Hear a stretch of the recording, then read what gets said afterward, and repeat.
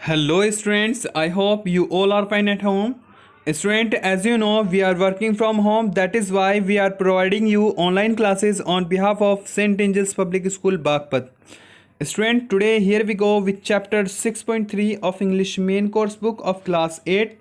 The title of the chapter is The Hero. Student, this is not a chapter, this is a poem, and we have already discussed the first part of the poem. Student, this beautiful poem, which is in the form of prose, was written by a great Indian writer, poet, novelist, and also a great painter and social reformer. He was none other than Rabindranath Tagore. Rabindranath Tagore had given a glimpse of a great imagination of a child who always thought that one day should be like one day he would be like a hero. तो first part में हमने देखा that in this story, इस story के अंदर एक बच्चे की इमेजिनेशन, एक बच्चे की कल्पनाओं को रिप्रेजेंट किया गया है एक पोइट्री के माध्यम से, एक प्रोज पोइट्री के माध्यम से। ऐसा बच्चा जो हमेशा बहादुर के किस्से को सुनता है और अपने आप को इमेजिन करता है, अपने आप को वहाँ पर रख कर देखता है कि काश मेरे साथ भी ऐसा हो और मैं बहादुरी का एक कारनामा करूं और ऐसा कारनामा करूं जिससे लोग बहुत ही ज़्यादा अमेजमेंट हो, बहुत ही ज़्यादा हैरान हो जाए, आश्चर्यचकित हो जाए। तो वो अपनी मदर से इमेजिन करने के लिए कहता है कि माँ चलो इमेजिन करते हैं कि तुम और मैं एक ट्रैवलिंग कर रहे हैं, एक यात्रा कर रहे हैं। यानी कि ये पूरी जो पोएम है ये पूरी तरीके से इमेजिनरी है, काल्पनिक है, फिक्शनल है, ठीक है। ये रियल नहीं है, सच्चाई नहीं है, ये पूरी तरीके से वो कल्पना ही कर रहा है, सोच रहा है मन में। तो वो अपनी मदर से कहता है कि मदर चलो हम कल्पना करते हैं कि हम कहीं ट्रैवलिंग कर रहे हैं और एक बहुत ही अनजान और अजीब और ख़तरनाक देश इलाके से गुज़र रहे हैं। तुम पालकी में बैठी हुई हो और मैं तुम्हारे साथ साथ एक लाल घोड़े पर सवार होकर तुम्हारे आगे आगे चल रहा हूँ, तुम्हारी पालकी के। और जो पूरा मैदान है वो पूरी तरीके से वेस्ट, कूड़ा करकट से भरा हुआ है और कांटेदार जो घास है वो चारों तरफ बिखरी हुई है। और यहाँ का जो वेस्ट है वो इतना मतलब रंग बदल चुका है कि इससे पता लगता है कि यहाँ पर लोगों को आए हुए काफ़ी वक्त हो गया है, यानी कि यहाँ से ज़्यादा लोग नहीं गुजरते हैं। इट मीन्स ये एक निर्जन इलाका है जहाँ बहुत ज़्यादा खतरा हो सकता है, जहाँ चोर डाकू लुटेरों का अक्सर खतरा बना रहता है। तो वो अपनी जिसको देखकर उसकी जो माँ, वो अपनी माँ से इमेजिन करने के लिए कह रहा है कि माँ तुम ये सब चीज़ देखकर घबरा जाती हो और ये भी सोचती हो कि पता नहीं हम कहाँ पर आ गए हैं। तो वो अपनी माँ को कहता है कि तब मैं तुम्हें कहूँगा कि माँ घबराने की ज़रूरत नहीं है, मैं तुम्हारे साथ हूँ। हालांकि पूरा जो मैदान था उसके अंदर ना तो कोई जीव जंतु दिखाई दे रहा था और ना ही कोई इंसान दिखाई दे रहा था, सिर्फ और सिर्फ कटीली और कांटेदार घास ही चारों तरफ थी। और जो रास्ता था वो इतना संकरा था कि वो वैसे ही ऑलरेडी मतलब डरावना लग रहा था। और इस वक्त शाम भी होने को आई थी, धीरे धीरे रोशनी कम होने लगी थी। तो वो अपनी माँ के साथ ऐसे ही आगे बढ़ रहा है और बढ़ते बढ़ते जब वो आगे चलता है तभी उसकी माँ अचानक से उसे पुकारती है और उसे बुलाकर कहती है, उसके कान में विस्पर करती है, धीरे से बोलती है कि बेटा वो जो दूर किनारा है, नदी का किनारा जो है, वहाँ पर अजीब सी लाइटें जल रही हैं, अजीब सी मशालें जल रही हैं, वहाँ से रोशनी आ रही है। यानी कि वहाँ पर जाहिर सी बात है कोई ना कोई वहाँ पर मौजूद है, प्रेजेंट है।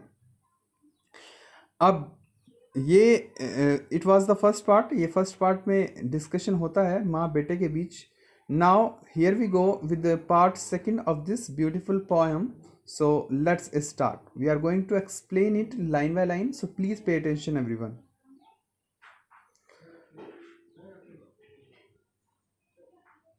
This is the second part. तो अभी तक आपने देखा कि वे दोनों एक निर्जन इलाके से गुजर रहे थे, जिसकी वजह से जो मदर है वो काफ़ी डरी हुई थी, और अचानक से उसका जो डर है वो उसके सामने भी आ जाता है। वो कैसे? जस्ट देन, तभी क्या होता है? There burst out a fearful L.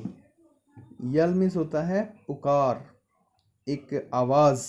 Burst out means फूट पड़ना या आना या उठना। तो तभी क्या होता है कि जब वो देखते हैं कि रोशनी जल रही है, रोशनी है किनारों पर, यानी कि कोई बैठा हुआ है, तो तभी अचानक से उनके कानों में एक बहुत ही भयंकर, बहुत ही फियरफुल यल आती है, बहुत ही भयंकर चीख यानी कि चिल्लाने की आवाज़ आती है। और एंड फिगर्स, कुछ आकृतियाँ, कम रनिंग टुवार्ड्स अस, वो हमारी तरफ दौड़ते हुए आती हैं। फिगर्स यानी कि यहाँ पर मनुष्य के आकृति के बारे में बात कर रहा है वो, यानी कि जहाँ रोशनी जल रही थी, जहाँ रोशनी जल रही थी वहाँ अब उन्होंने हमें देख लिया था, और वो चीखते हुए, बहुत ही ज़्यादा डरावने स्वर में चीखते हुए हमारी तरफ दौड़कर आ रहे थे, टुवार्ड्स मीन्स की तरफ। यू सिट क्रॉच्ड इन योर पालकी। यू सिट, वो जो बच्चा है वो अपनी माँ से कह रहा है कि यू सिट, माँ तुम उनको देखकर, यू सिट तुम बैठ जाती हो, क्रॉच्ड, क्रॉच्ड मीन्स होता है झुककर। और ऐसा कब होता है? जब इंसान डर के कारण से बैठता है, यानी कि जब डर जाता है इंसान मेंटली या फिजिकली, जब इस चीज़ को रियलाइज़ करता है कि उसको कोई खतरा होने वाला है, वो किसी खतरे का सामना करने वाला होता है, तो क्या करते हैं? डर के कारण से लोग सिकुड़ कर बैठ जाते हैं, झुक कर बैठ जाते हैं, क्रॉच कर लेते हैं। तो वो अपनी माँ से कहता है कि माँ तुम उनको देखकर क्रॉच करके बैठ गई इन योर पालकी, अपनी पालकी के अंदर। And repeat the names of the gods in prayer, और तुम प्रार्थना करने लगी, और तुम भगवान का जो नाम है वो बार बार रिपीट करने लगी, दोहराने लगी इन प्रेयर, प्रार्थना में। तो वो क्या कह रहा है कि तुम बार बार भगवान का नाम जो है वो जाप करने लगी, भगवान का नाम लेने लगी बार बार अपनी प्रार्थनाओं में, यानी कि भगवान से प्रार्थना करने लगी। द बियरर्स, अब जो बियरर्स थे, बियरर्स यानी कि जो कैरियर थे, जो ले जाने वाले थे, जो उस पालकी को उठाए हुए थे, वो भी बेचारे बहुत ज़्यादा डर जाते हैं। वो भी शेकिंग, वो कपकपा रहे हैं, वो डर रहे हैं, वो शेक कर रहे हैं। शेक मीन्स क्या होता है? कपकपाना, हिलना। इन टेरर, डर से, वो डर से क्या कर रहे हैं? कपकपाने लगे हैं। हाइड देमसेल्फ, और उन्होंने अपने आप को हाइड कर लिया है, छुपा लिया है, in the thorny bush. Thorny means कांटेदार, कटीली जो बश है, वहाँ पर जो झाड़ियाँ हैं, जो घास उगी हुई है, कांटेदार कटीली जो झाड़ियाँ उगी हुई हैं वहाँ पर, उन्होंने अपने आप को वहाँ पर छुपा लिया है। यानी कि जो बेचारे बियरर्स थे, जो उनको उसकी पालकी को ले जा रहे थे, तो वो कहता है कि माँ तुम तो अंदर क्रॉच करके बैठ गई हो, यानी कि झुककर बैठ गई हो, और बार बार भगवान का नाम जप रही हो, और जो बियरर्स हैं, जो हमारे साथ तुम्हारी जो पालकी को उठाए हुए थे, वो क्या कर रहे हैं? वो डर से थर थर कांपने लगे हैं, और उन्होंने अपने आप को झाड़ियों के अंदर छुपा लिया है, उन झाड़ियों के अंदर जो कटीली है, कांटेदार है, यानी कि उनको कांटों का भी भय नहीं है, जितना उन व्यक्तियों का डर है जो सामने से दौड़ते हुए आ रहे हैं। और होना हो ये वो लोग ही थे जो लूटपाट करते हैं, जो चोरी चकारी करते हैं, जो आने जाने वाले लोगों को लूटते हैं। तो वो आगे क्या कहता है? आई शाउट टू यू, वो कहता है मैं तुम्हें चिल्ला कर कहता हूँ, यानी कि मैं फिर तुम्हें साहस बंधाने के लिए मैं ज़ोर से तुमसे बातें करना शुरू करता हूँ, मैं तुमसे ज़ोर से कहता हूँ क्या? Don't be afraid, don't be afraid, afraid means भयभीत होना। तो वो कह रहा है कि डोंट बी अफ्रेड, माँ तुम घबराओ मत, तुम मत डरो। आई एम हियर, मैं यहाँ पर हूँ। आई एम विद यू, मैं तुम्हारे साथ हूँ, मैं तुम्हारी रक्षा करूँगा, मैं तुम्हें आश्वस्त करता हूँ, मैं तुम्हें यकीन दिलाता हूँ माँ कि तुम्हें घबराने की कोई ज़रूरत नहीं है। तो वो अपनी माँ को थोड़ा विश्वास दिलाने की कोशिश करता है कि माँ मैं यहाँ हूँ, मैं यहीं हूँ, तुम्हें घबराने की ज़रूरत नहीं है, तुम मत डरो। अब आगे क्या होता है? With long sticks in their hands. अब जो दौड़ते हुए आ रहे हैं, सामने से जो आकृतियाँ दौड़ते हुए आ रही हैं, यानी कि जो लोग हैं, जो डाकू है सामने से, वो अपने हाथों में क्या है, स्टिक्स लिए हुए हैं, इन देयर हैंड्स, अपने हाथों में। सोचने की बात है, ये जो स्टोरी है ये काफ़ी वक्त पहले की लिखी हुई है, दैट्स वाई उस वक्त जो है ना मोस्टली लोग तलवारों से या स्टिक से ही हमला किया करते थे। उस वक्त कोई लेटेस्ट टेक्नोलॉजी के वेपन मौजूद नहीं थे। तो जो चोरी चकारी या लूटपाट भी होती थी वो मोस्टली लाठी डंडों से ही या चाकू तलवारों से ही की जाती थी।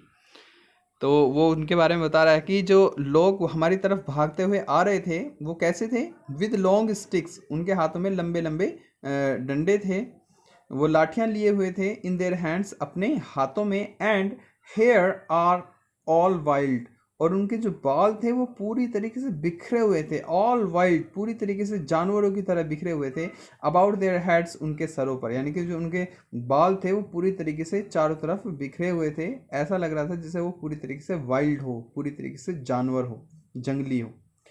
दे come nearer and nearer, they come nearer and nearer, वो धीरे धीरे पास आते गए, और पास आते गए, और पास आते गए। अब क्या होता है, आई शाउट, मैंने उन्हें चिल्ला कर कहा, किनको, जो दौड़ते हुए सामने से डाकू आ रहे हैं उन्हें लूटने के लिए, जो लुटेरे आ रहे हैं।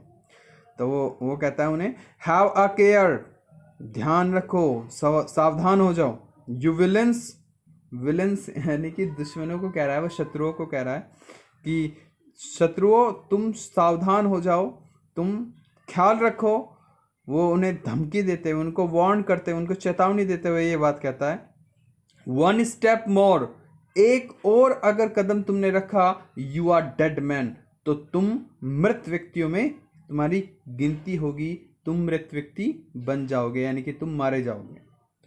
तो देखिए वो छोटा सा बच्चा अपनी माँ के सामने, माँ उसकी पालकी में बैठी हुई है, जो बियरर्स थे वो भी छुपकर कटीली झाड़ियों में जाकर छुप गए हैं, और ये अकेला बच्चा उनको वार्न कर रहा है, उनको चेतावनी दे रहा है कि सावधान हो जाओ, ख्याल रखो, अगर तुमने एक कदम भी आगे बढ़ाया तो तुम्हारी गिनती मरे हुए व्यक्तियों में होगी, यानी कि तुम मारे जाओगे। तब क्या होता है, दे गिव अनदर टेरिबल यल, उन्होंने फिर से एक और भयानक यल, एक चीख, एक और पुकार भयानक सी दी उन्होंने, एंड रश फॉरवर्ड, और फिर से वो आगे की तरफ भागे, झपटे।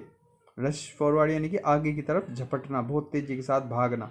तो वो जैसे ही उन्होंने ये वार्निंग सुनते हैं, जैसे वो ये चेतावनी सुनते हैं, उसके तुरंत बाद भी वो क्या करते हैं, वो अचानक से झपटते हुए आगे बढ़ते हैं। You clutch my hand and see, तो अब जब वो नहीं रुकते उसकी वार्निंग से, तो उसकी माँ जो है वो क्लच करती है, वो क्लच करती है किसका, हाथ कर क्लच करती है अपने बेटे का।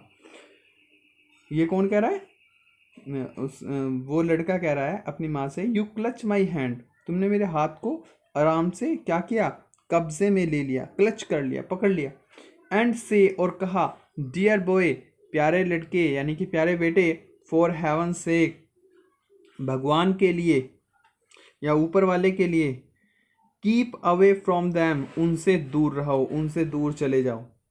तो ये कौन कह रही है, वो माँ कह रही है, किससे, उस लड़के से, और वो लड़का ही बता रहा है इमेजिन करके, माँ कि तुम मुझसे ऐसे ऐसे कह रही हो, कि तुमने मेरा हाथ पकड़ लिया और कह रही हो कि बेटा तुम्हें भगवान का वास्ता, तुम्हें ऊपर वाले का वास्ता, तुम यहाँ से भाग जाओ, तुम्हें वो नुकसान पहुँचा देंगे, तुम्हें वो मार डालेंगे। तो तब वो कहता है कि मैंने फिर तुमसे कहा, मदर जस्ट यू वॉच मी, माँ केवल तुम मुझे देखो, then I spur my horse, spur में होता है दुड़की लगाना, या फिर घोड़े को क्या करना, आगे की तरफ तेजी के साथ भगाना। आई स्पुर माई हॉर्स, मैंने अपने घोड़े को दुड़की लगवा दी, फॉर अ वाइल्ड गैलोप, गैलोप में होता है सरपट, वाइल्ड में जंगली, बिल्कुल तेजी के साथ, बहुत ही स्पीड के साथ गैलोप किया, सरपट दौड़ लगाई, दुड़की लगाई मैंने अपने घोड़े पर, एंड माई स्वॉर्ड, और मेरी जो तलवार थी, और मेरी जो तलवार थी, वो क्या हुआ, एंड बकलर, और जो बकलर्स थे, इट मीन्स जो ढाल थी, जो उनकी ढाल थी, वो क्या होती है, आपस में क्या करती है, क्लैश करती है, टकराती है अगेंस्ट ईच अदर, एक दूसरे की तरफ। तो यहाँ पर उनकी भिड़ंत शुरू हो जाती है। वो अकेला लड़का उन सभी से भिड़ जाता है और उसकी जो तलवार है और उनकी जो ढाल है वो आपस में टकराने लगती है। Student, this is the end of second part. We will discuss about the rest of the poem in the next and last part of the chapter. Till then, I just advise you, stay at home, be safe. Thank you. Have a nice day.